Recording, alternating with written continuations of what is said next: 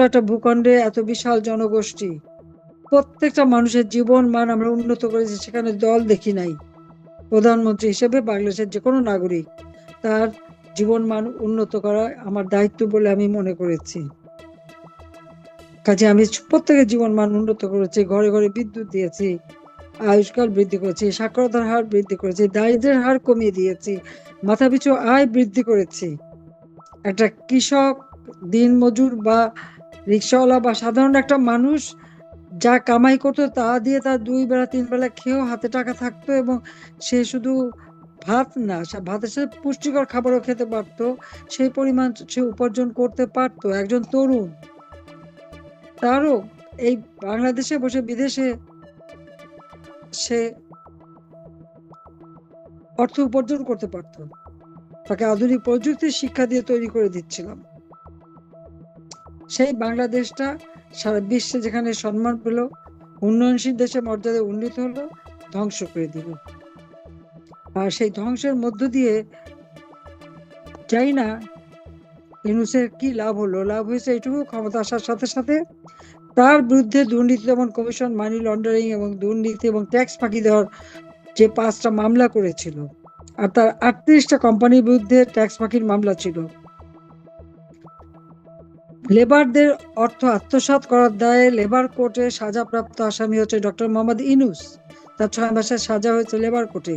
সেই দণ্ডপ্রাপ্ত আসামি ক্ষমতা দখল করে আজকে দেশটাকে ধ্বংসের দিকে নিয়ে গেছে। মানুষের নিরাপত্তা নাই, প্রতিনিয়ত শিশু নারী হত্যা, যে কোনো সময় যে কোনো কাউকে হত্যা করে ফেলতে পারে, তার কোনো বিচার নাই, বিচার চাইবার কারো অধিকার নাই। যারা অপরাধ করে তাদেরকেই লালন পালন করা, আর যারা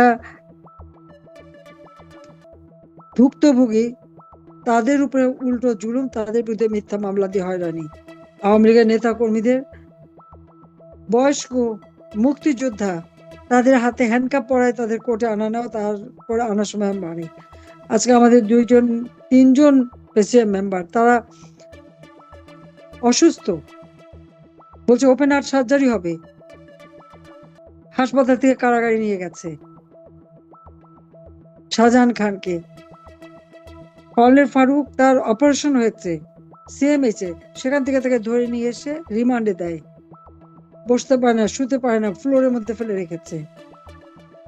ঠিক এইভাবে আমাদের আরো অনেক নেতার অসুস্থ অবস্থায় তাদের চিকিৎসা করতে দিচ্ছে না, এবং জেলখানার ভিতরে থাকতে সেখানে রিমান্ডের নামে নিয়ে যে এমন অত্যাচার করে যে তারপর যখন কারাগারে দেয় বলে হার্ট ফেল করে মারা গেছে।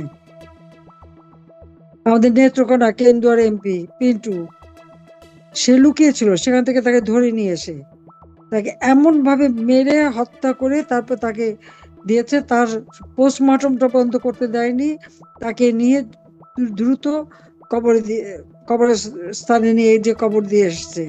কিন্তু ওই যখন কাপড় করে তখন তার শরীরে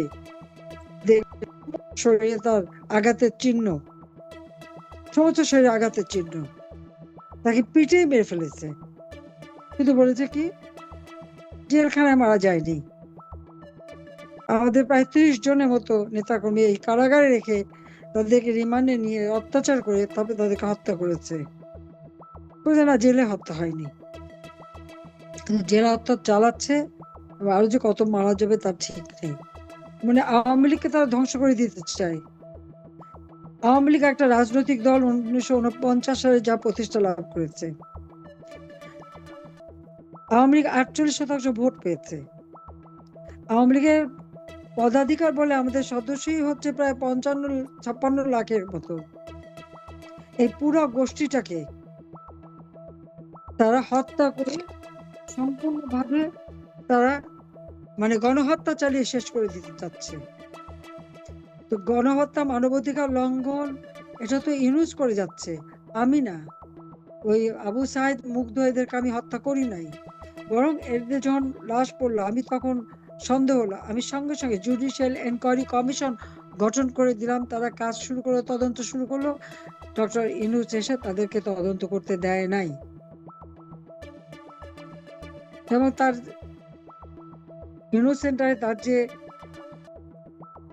ভাড়া করা 40 জন আছে, 40-50টা পেজে সমানে মিথ্যা তথ্য দিয়ে দিয়ে মানুষকে বিভ্রান্ত করা, ইউনূসের এই অপকর্মের সবকিছু ঢেকে দিয়ে তার গুণগান, আর আওয়ামী লীগ বা আমাদের নামে মিথ্যা অপপ্রচার। আজকে আমি, রেহানা, আমাদের 5টা ছেলে মেয়ে থেকে শুরু করে আওয়ামী লীগের অগণিত নেতাকর্মী, তাদের আত্মীয় স্বজন, ছেলে মেয়ে, সকলের বিরুদ্ধে মামলা এত সস্তা হয়ে গেছে বাংলাদেশে। আমি যাদেরকে আমি হত্যা করেছি, এই 3-4 দিন আগেও একজন জীবিত হয়ে ফিরে আসছে।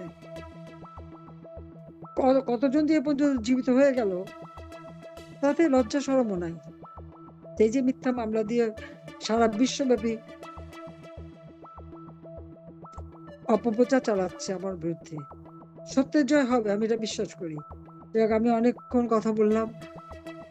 এই আগস্ট মাসটা সত্যি খুব কষ্টের মাস।